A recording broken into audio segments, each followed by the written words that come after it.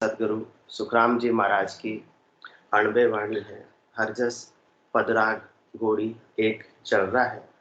सदगुरु सुखराम जी महाराज हर जस पदराग गोड़ी एक के माध्यम से अपने मन को संबोधित कर रहे हैं कि ये मन समझ गया तो आत्मा का कल्याण होने में फिर ये बाधक नहीं रहेगा। एक ही तत्व बाधक है, जिसको श्रेण बनाना है, जिसको हितैषी बनाना है, जिसको अपने में मिलाना है, अपने संग करना है। आत्मा तो परमात्मा को प्राप्त करना चाहती है, पर मन के वशीभूत होकर, मन के साथ लगकर ये शरीर के सुखों में, इंद्रियों के सुखों में, संसार के सुखों में, तीन लोकों से ही आसक्ति में रच जाती है, बस जाती है। तो तीन लोकों से परे चौथे लोक की बात इसको सूझती ही नहीं है। तो सदगुरुदेव मन के माध्यम से विवेक जागृत कर रहे हैं कि इस मन को आज सुनहरा ऐसा नर्तन मिला है, जिसके माध्यम से ये ऐसा जंक्शन मिला है, जिसके माध्यम से चाहे जहां की मंजिल की प्राप्ति कर सकता है। मीन खादे ही अमोलक हीरो, ऐसो अवर न कोई। इन सुशेष महेश्वर देवा, यासु भगवत होई। इनमें उलट आदगर पहुँचे, या में केवल होई।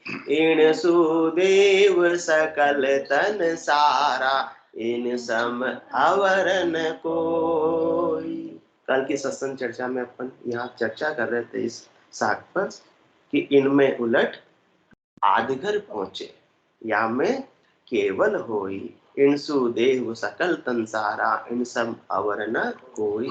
ये ऐसा जंक्शन है कि इससे ये आत्मा जहां से आई है वापस वहां की जा सकती है, उसी मंजिल की प्राप्ति कर सकती है। परंतु जहां से आने की रीत पहले भी आई है, तो फिर से क्यों नहीं आ जाएगी। तो वहां तक भी अपने मंजिल को प्राप्त कर लिया है, तो भी इस आत्मा का आवागमन मिटने वाला नहीं है। संसार के अंदर अनेक प्रकार के कर्म करनी है, उपाय या भक्ति, जो सदगुरुदेव ने ऊपर की शाखों में वर्णित किया है कि आप ये करके मनुष्य देह के माध्यम से ये करके इस पद की प्राप्ति कर सकते हो, स्वर्ग की प्राप्ति कर सकते हो, वैकुंठ की प्राप्ति कर सकते हो, ब्रह्मलोक की प्राप्ति कर सकते हो, शिवलोक की प्राप्ति कर सकते हो। सृष्टिकर्ता अब आ रहे, सृष्टिकर्ता परमात्मा के पद की भी प्राप्ति कर सकते हो, परंतु वहां तक भी आवागमन मिटने वाला नहीं, क्योंकि हद को छाड़ गयो बेहद में, तो रीतो फिर आयो। हद कौन सा है? ये तीन लोकों की हद है, स्वर्गलोक, मृत्युलोक, पाताल लोक। और इसको छोड़कर, इससे ऊपर उठकर कहां तक भी यदि पहुंच गया, बेहद में भी पहुंच गया, सृष्टिकर्ता परमात्मा पद तक भी पहुंच गया, पारब्रह्म के कर्ता पद तक के भी यदि इस आत्मा ने पहुंच कर ली, तो भी गया तो कैसे? रीता का रीता ही, खाली का खाली हाथ ही। क्योंकि आत्मा काल अपन ने सत्संग चर्चा में बात की, कहां से आई है? सृष्टिकर्ता परमात्मा के पद से ही है, पारब्रह्म के कर्ता पद से ही आई है। किसके लिए आई है? ऐसे केवल की भक्ति करके, राम नाम की कमाई करके गुरुपद देश की प्राप्ति करने के लिए आई है, निष्कर की प्राप्ति करने के लिए आई है, जहां जाने के बाद आने की रीत नहीं है। तो क्या किया? किसी को हद तक का साधन मिला तो हद तक का ही उपाय किया और हद में ही रह गए।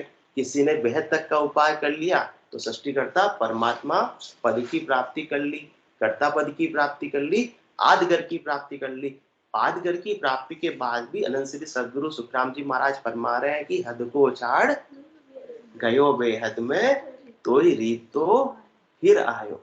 हद को भी छोड़ दिया, बेहद में भी चला गया, फिर रीता क्यों बता रहे हैं? तो ही रीत तो फिर आयो। हाँ, किसी उद्देश्य के लिए अपन कहाँ गए? पर मुल्क के अंदर आए। ये तीन लोगों के अंदर ही आत्मा आई है, ये वर्गखंड में आई है, तो ये कहाँ आई है? पर मुल्क में आई है। और किसके लिए पर मुल्क में आई है? ऐसी राम नाम की कमाई करने के लिए पर मुल्क में आई है। और ऐसी राम नाम की कमाई तो की नहीं, और अन्य उपाय किए, और अन्य उपाय करके पहुंच तो वापस वही गई जहां से आई थी, परंतु खाली हाथ चली गई। कम जा काज गया पर मुल्का, कर कम जागर आया, सुख दुख सही पूछिया, कुशला माल अलेखे लाया। कैसे जाना था? अलेखे माल लेकर जाना था। अलेखे मतलब जिसका कोई हिसाब किताब ही ना हो सके, जो गिनती में ही ना आ सके, ऐसी अनंत कमाई को इस अनंत परमात्मा की भक्ति करके जाना था, लेकर जाना था। कौन से देश में? सृष्टिकर्ता परमात्मा के पद से भी आगे केवल पद आनंद पद में जाना था। परंतु ये आत्मा वहां तक तो पहुंची नहीं, वहां तक का उपाय किया नहीं। वो कहां तक का उपाय किया? इणसु उलट आदगर पहुंचे, आदगत का उपाय किया। तो कैसे गई? ऐसे राम नाम की कमाई तो की नहीं। कौन सी? अलेख्य कमाई, माला माल होकर तो गई नहीं। आज अपन भी देखते हैं ना, यहाँ से भी जिनके काम धंधे नहीं थे, गांवों से, गंगापुर से, कुरस से, कुमारिया से, डोसर से, रायपुर से, बोरानो से, बिलवाड़ा के जो आसपास के गांव है, सब लोग कहाँ गए काम कमाई करने के लिए? गांव में तो कोई कमाई थी नहीं, कहाँ गए? अहमदाबाद गए, गुजरात गए, सूरत गए, कोई कोई बेंगलोर तक भी चले गए। अब वहां वापस आएंगे, लाभ कमाई करके आएंगे तो नगर सेठ कहलाएंगे या नहीं कहलाएंगे? भाई गंगापुर के नगर सेठ है। वहां जाकर क्या करने लग गए? केवल मात्र मजदूरी करने लग गए। तो मजदूरी जो कर रहा है बाहर जाकर, उसको क्या मिल रहा है? मेहनताना मिल रहा है, मजदूरी मिल रही है, तनख्वाह मिल रही है, सैलरी मिल रही है ना, उसका पारिश्रमिक मिल रहा है, उसका वेतन मिल रहा है, किसी भी नाम से कह दो। परंतु स्वयं का जब तक धंधा नहीं है, स्वयं की अलेख्य कमाई नहीं है, तब तक वो भले ही वापस गुजरात से यहाँ गांव में भी आ जावे, नगर सेठ कहलाने वाला नहीं है। नगर सेठ तो कब कहलाएगा? जब ऐसी मालामाल अमोलक असीमित कमाई करके वापस अपने घर को आएगा, तब तो मजदूरी मिल जाएगी अन्य साधन से। कहने का मतलब सदगुरुदेव समझा रहे हैं कि आप अन्य साधन करोगे, कोई स्वर्ग तक का उपाय कर रहा है तो उसको उसका हिसाब से वेतन मिल गया, पारिश्रमिक मिल गया। कोई बैकुंठ तक का उपाय कर रहा है, उसके हिसाब से उसको वेतन मिल गया, पारिश्रमिक मिल गया, मजदूरी मिल गई। कोई ब्रह्मलोक तक का उपाय कर रहा है, कोई कैलाशपुरी तक का उपाय कर रहा है, कोई शक्ति के लोक तक की उपाय कर रहा है, और उससे भी ऊपर कोई सृष्टिकर्ता परमात्मा पद तक का उपाय कर रहा है। इसमें भी क्या मिलेगी? मिलेगी तनख्वाह ही, बस हायर ग्रेड की सैलरी मिल जाएगी, थोड़ी ज्यादा तनख्वाह प्राप्त हो जाएगी। परंतु ऐसी अलेख्य कमाई तो होने वाली नहीं है। कराएगा तो कौन? मजदूर का मजदूरी है। जैसो सुनो सानिया जुग में, जैसा सब तत्व यानी करनी करे, रात दिन काटी इससे करसा समझानी। किसके समान है? करनी तो रात और दिन की, अन्य उपाय में एक केवल की भक्ति को, इनमें उलट आदगर पहुंचे या में केवल होई।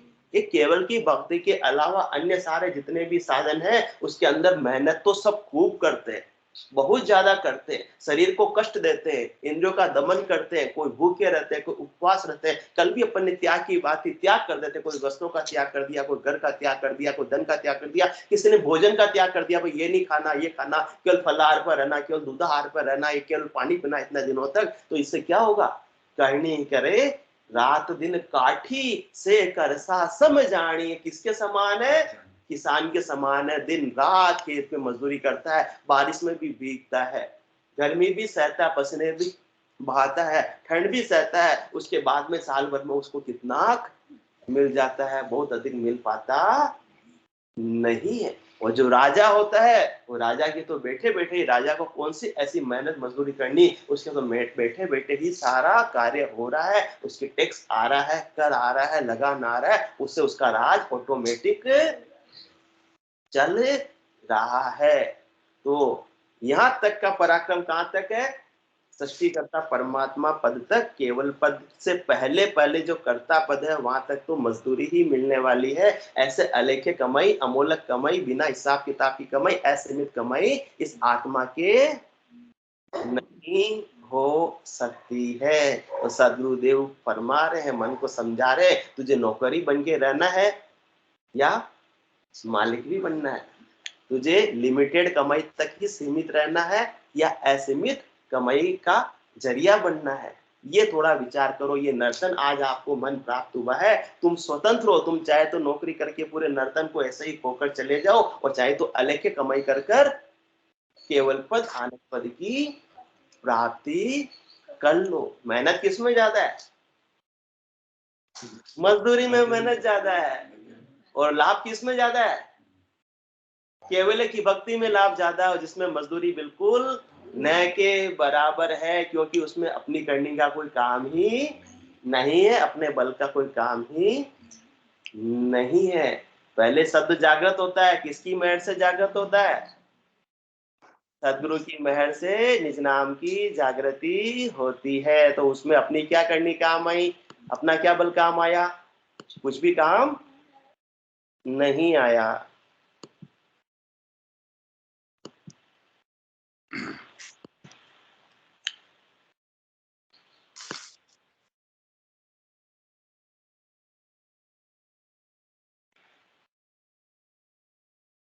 निज नाम की जागृति सदगुरु की मेहर से, दया से, कृपा से हो गई।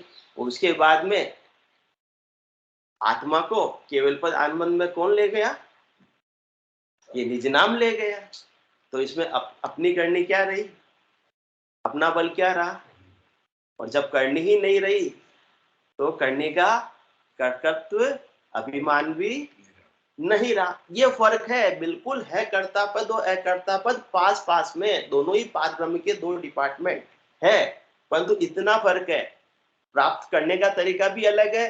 और वह प्राप्त कर भी लिया तो वापस आना जाना मिटने वाला नहीं है। और केवल पद आनंद पद की भक्ति राजयोग के समान है। और एक बार जिसने ऐसे केवल पद आनंद पद को प्राप्त कर लिया तो आवागमन उस आत्मा का हमेशा हमेशा के लिए मिट जाता है।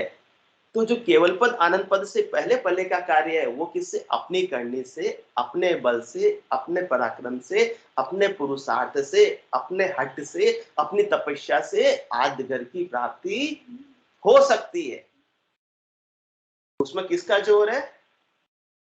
अपने कर्तृत्व अभिमान वहां तक बना हुआ रहता है, कर्ता भाव वहां तक बना हुआ रहता है कि मैंने ये करनी की, मैंने ये करनी करके, मैंने कठोर साधना करके, मैंने ओम सोहम की साधना करके, मैंने बेकरी वाणी से राम नाम का सुमरन करके, मैंने अथाह तपस्या करके ये आदि घर की प्राप्ति कर ली है।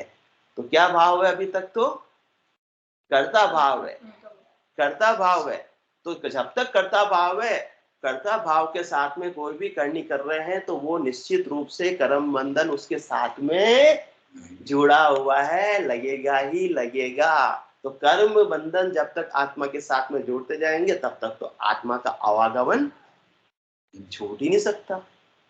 ये तो सदगुरुदेव अपने को समझा रहे हैं, तो कॉमन सेंस की बात है भाई। जब तक कर्ता बने हुए हो तब तक तो कर्म बंधन करने का लागू होगा ही होगा।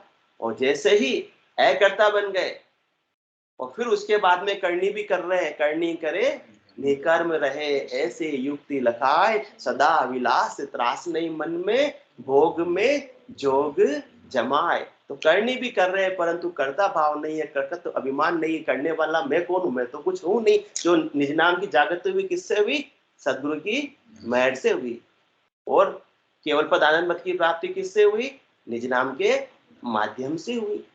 अमर लोक का अमर प्रेस्ता, सोहंस लेवन आवे, मृत्यु लोक का संत प्रेस्ता, दे परमोद पठावे। सीधी सीधी बात सतगुरुदेव ने करनी। अब अपन ने क्या किया? दोनों ही करने वालों का बात बता दिया। अमर लोक का अमर प्रेस्ता, सोहंस लेवन आवे, सरस्वती आत्मा को लेने के लिए कौन आता है? निज नाम आता है। और किसके माध्यम से आता है?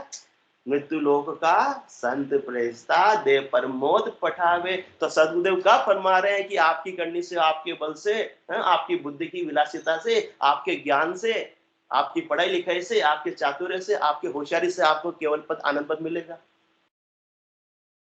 ऐसा होता तो अभी अडानी और अंबानी केवल पद आनंद पद में पहुंच चुके होते, और अपना तो नंबर ही आने की अपन सोच भी नहीं सकते। परंतु ये इसमें किसका कारण है? अपने करनी का, अपने बल का, अपने अभिमान का नहीं है। जहाँ दिन महर भई सतगुरु की, सता उदय गट होई, ता दिन तिथि लिखी केवल की, ता में कसर न कोई। किसकी मेहर से? सदगुरु की मेहर से बुकिंग हो गई। अब बुकिंग हो गई तो निज नाम अपने को ले जा रहा है। जहाँ बिछड़िया जा जाय समाया, वो कहां से आया? अमर लोक का अमर प्रेस्ता। कहां से आया? अमर लोक से आया। किसके लिए आया? वो फरिश्ता है। किसके लिए? आत्मा को भेजने के लिए आया। सो हंस लेवन आग, हंस को लेने के लिए आया। तो आया है अभिमान, तो वापस तो अपनी मंजिल को जाएगा ही जाएगा, उसमें कोई रोकने वाला है नहीं। और बाकी अन्य योग से सृष्टिकर्ता परमात्मा तक की अपन बात कर रहे हैं, उसमें अपनी करने का, उसमें निज नाम की जागृति नहीं होती है। उसमें तो अपनी करने से, अपने हट से, अपने बल से सृष्टिकर्ता परमात्मा पद की प्राप्ति की जाती है। तो और जो सब फिर आवे, दसवें द्वार लग जाई, से हंस सकल आप बल चढ़ है, ताते अटके भाई। जहां अपनी करनी है, जहां अपना कर्तृत्व अभिमान है, जहां कर्ता भाव है, कर्तापना है, तो वहां तो फिर अहंकार आएगा ही आएगा। कुछ किया है तो अहंकार आएगा, कुछ किया ही नहीं तो क्या अहंकार आएगा? आएगा क्या? कुछ किया ही नहीं, किसी लायक नहीं अपन करने, तो किस बात का अहंकार आएगा?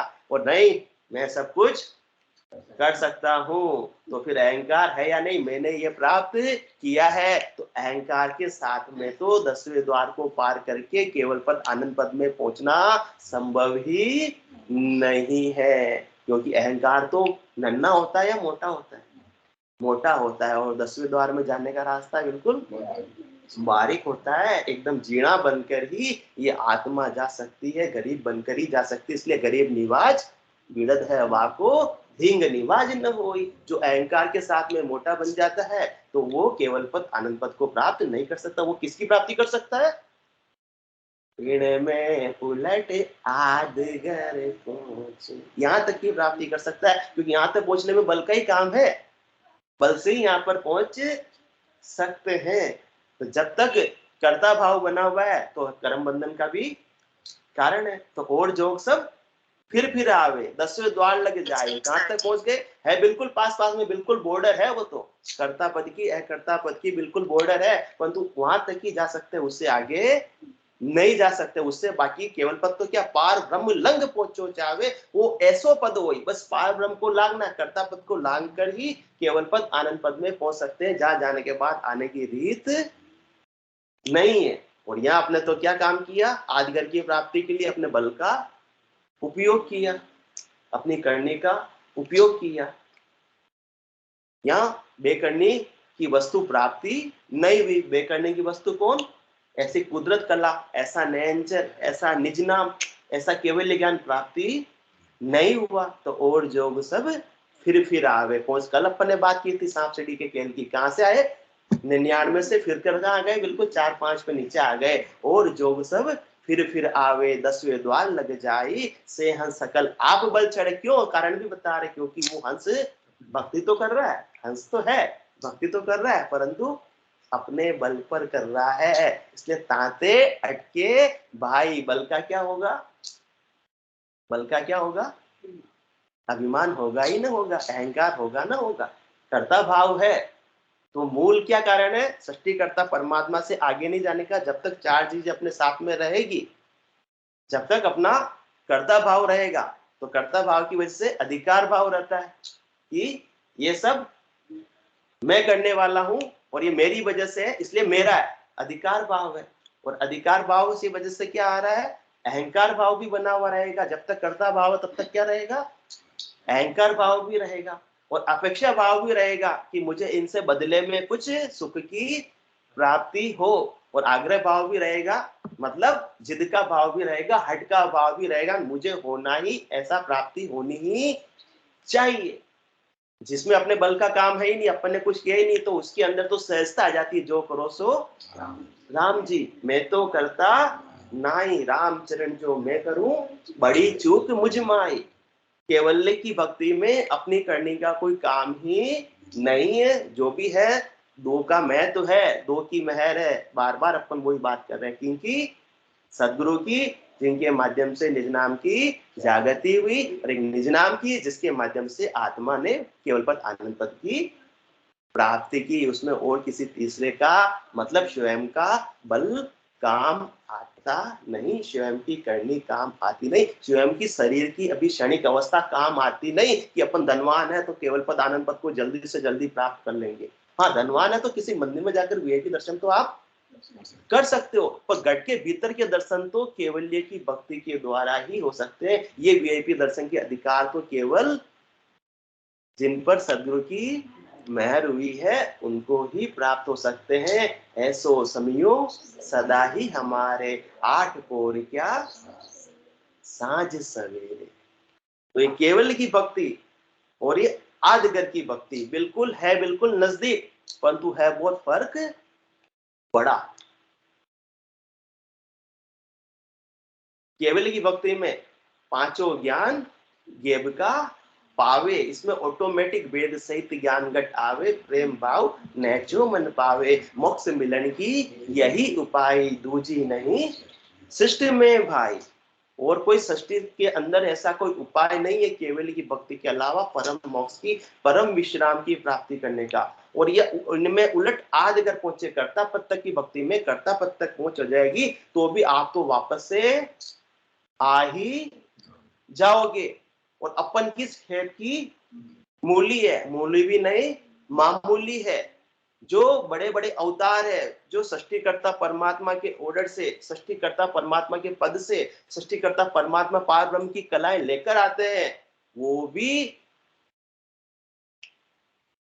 परम मोक्ष को प्राप्त सदगुरु के ज्ञान के बिना, केवल की भक्ति के बिना कर नहीं सकते। वो कहां से आए हैं? किसी निमित्त की वजह से आए। निमित्त अवतार वापस कहां चले जाते हैं?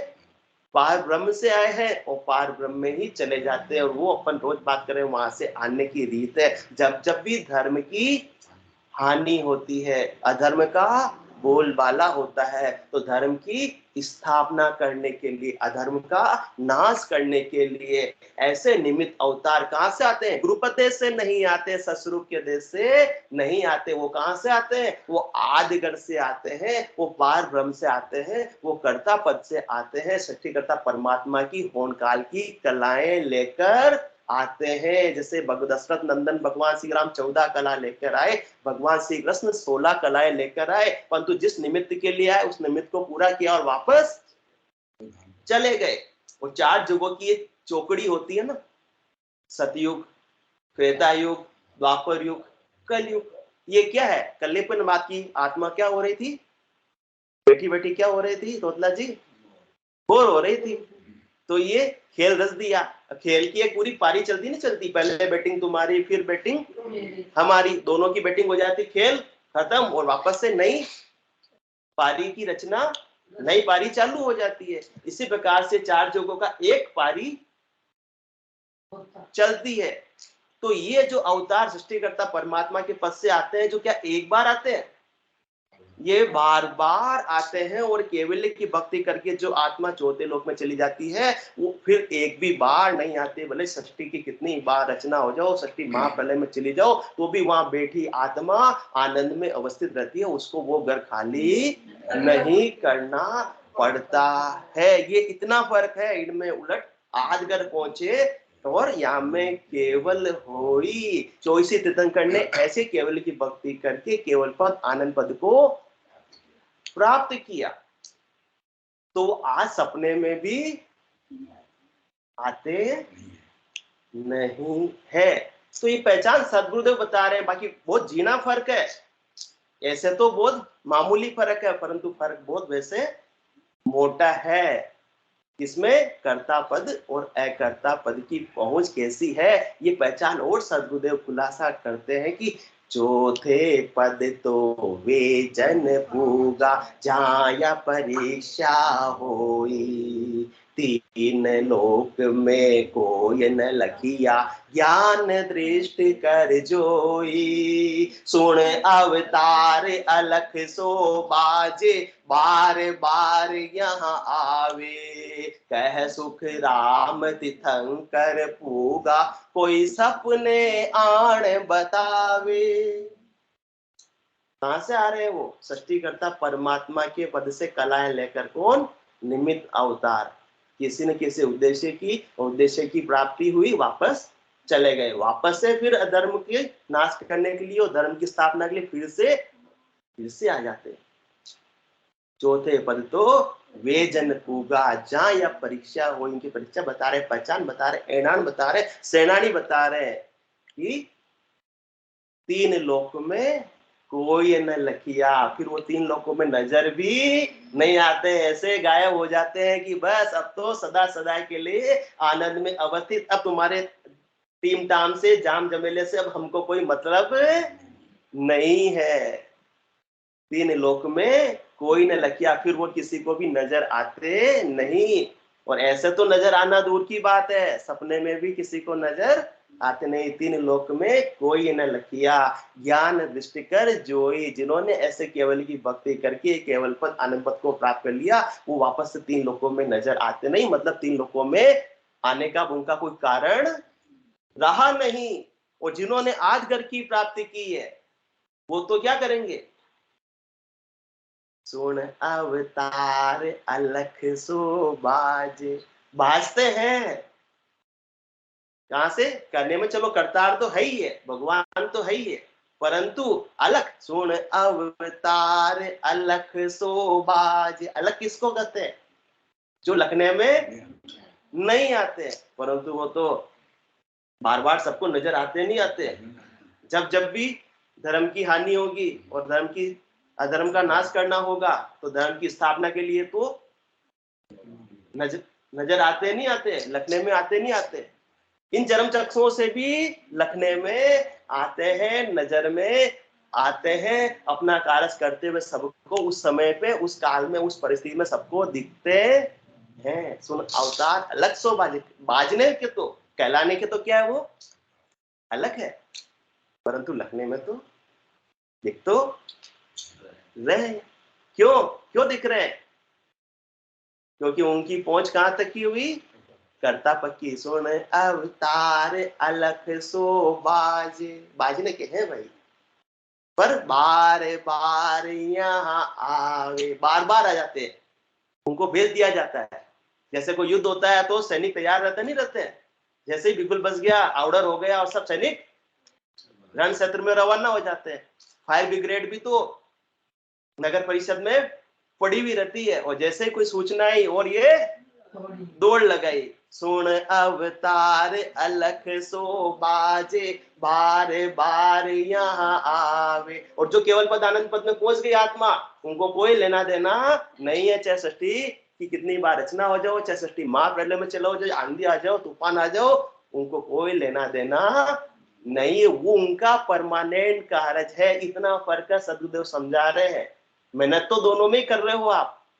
हालांकि राजयोग की भक्ति में तो कठोर करने का काम ही नहीं है, इंद्रियों के दमन की बात ही नहीं है, किसी बाहर से त्याग की आवश्यकता ही नहीं है। तो और जोग सब फिर आवे, 10 द्वार लग जाई, से सकल आप बल चढ़े, ताते अटके भाई। और ये और सुन अवतार अलग सो बाजे, बार बार यहाँ आवे। कह सुखराम तीर्थंकर पूगा, कोई सपने आन बतावे। जो 24 तीर्थंकर पहुंच गए, कौन? 8 बजो जन ऋषभ देव, अंत बजो महावीर। 8 पोर सिमरन किया, धरजित ध्यान सधीर, धरजित ध्यान सधीर। इकंतर आसन किया, छाड़ दिया सब भरम, जगसु चारज लिया। केवल बज केवल हुआ, चुगे हंसता हीर। 8 बजो जन ऋषभ देव, अंत बजो महावीर। तो 24 तीर्थंकर पहुंच गए। इसी प्रकार से जो अनेक केवली भगवंत पहुंच गए, अब वो सपने में भी आ सकते नहीं है। 3 लोकों में अब उनका कोई काम लेना देना नहीं है। बोलो राम सतगुरु देव जी महाराज ने धन्य हो, धन्य हो। परम दयाल सतगुरु सुखराम जी महाराज ने धन्य हो, धन्य हो। अनंत श्री सतगुरु सुखराम जी महाराज के ज्ञान सतस्वरूप भगवान ने धन्य हो, धन्य हो। केवली भगवंता ने धन्य हो, धन्य हो। जीवा तारण जहाज ने धन्य हो, धन्य हो। मोक्ष के मालिका ने धन्य हो, धन्य हो। अनंत कोटि संतान ने धन्य हो, धन्य हो। राम सभा में राम राम राम राम राम राम।